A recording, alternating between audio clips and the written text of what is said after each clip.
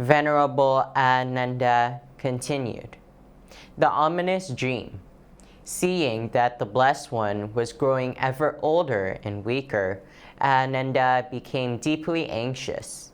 If the Buddha were to enter parinirvana, upon whom could he rely for guidance in cultivation and for the realization of sainthood? One night, Ananda dreamed of 7 strange and ominous signs. Awakening in fear and confusion, he went at dawn to pay homage to the Blessed One and recounted the 7 dreams, requesting an explanation. He said, "Everywhere, ponds, streams, rivers, lakes, and seas were engulfed by fierce flames, all drying up completely. The sun fell from the sky. The world was plunged into darkness, with not a single star shining. A monkey's head leapt up into the 9 layers of heaven. Bhikshus failed to uphold the precepts and hung their monastic robes aside.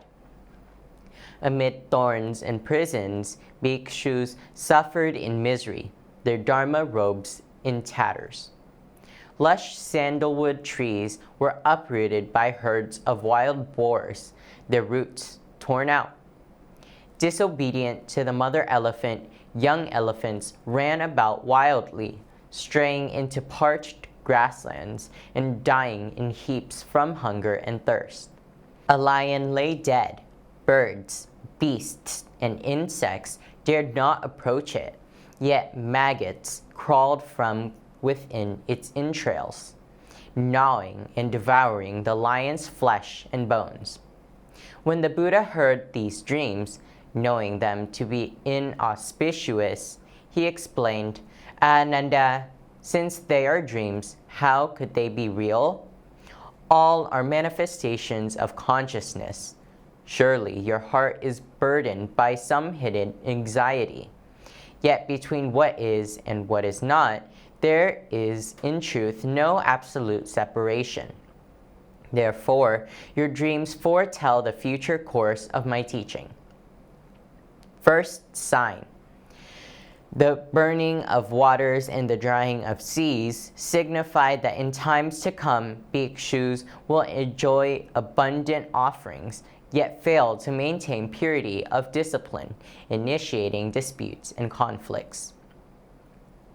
Second sign. After my parinirvana, it will be as though heaven and earth are plunged into darkness. In order that the true Dharma not be obscured, the Sangha will ask you to proclaim the teaching. Third sign. In the future, there will be bhikshus who engage only in empty theorizing and neglect actual practice. Fourth sign. In the future, there will be bhikshus who do not cultivate morality, concentration, and wisdom, but instead drift into worldly life, keeping wives and children. Fifth sign.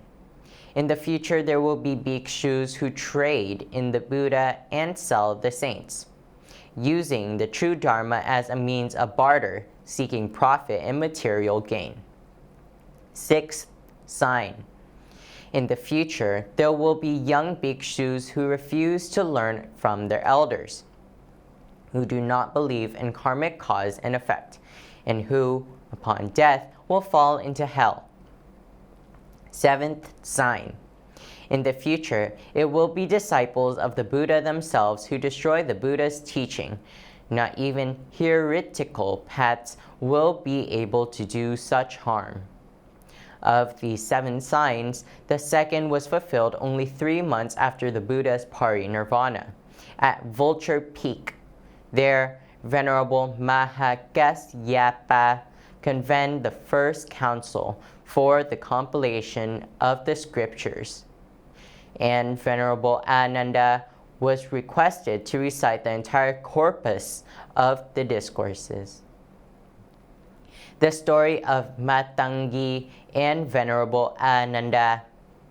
In the city of Shravasti, after the annual summer retreat, Venerable Ananda, a prominent disciple of the Buddha, went on a solitary alms round.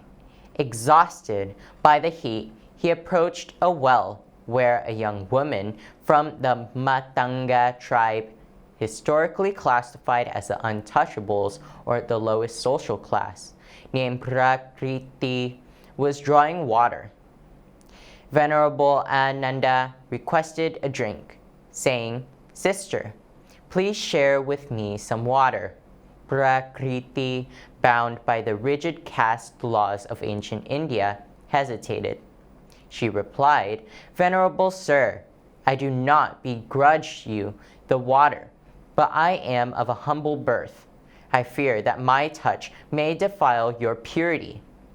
With great compassion, Ananda replied, "Sister, I am a monk. In my heart, there is no distinction of caste or rank. I ask for water, not for your lineage." Touched by his profound kindness and equality, she offered him the water. But in that moment, a deep worldly attachment for the monk began to take root in her heart. Driven by her intense longing, Prakriti's mother utilized an ancient mantra, the Matangi mantra, to cloud Ananda's mind, drawing him to their home in an attempt to force him into a secular life. Recognizing Ananda's pearl through his spiritual insight, the Buddha recited the Surangama mantra, which possessed the power to dissolve all delusions. He sent Manjushri Bodhisattva to the girl's home to break the spell and lead Ananda back to the Jetavana monastery. Undeterred, Prakriti followed Ananda daily as he went about his alms rounds. To resolve the situation, the Buddha invited her to the monastery. Instead of rebuking her, the Buddha used skillful means to guide her. He told her, "If you wish to be Ananda's companion, you must first enter the monastic order and practice the way for a period of time." Prakriti agreed and was ordained as a nun. Under the Buddha's guidance, she began to meditate on the nature of desire and the impurity of the physical form. She realized that her love was an attachment born of illusion, a heavy chain that led to suffering. Through diligent practice, the clouds of obsession cleared from her mind. Within a short time, Prakriti attained the state of arahantship, the highest level of enlightenment. Realizing that true peace comes from within, not from another person, she approached the Buddha with deep gratitude, repenting for her past ignorance.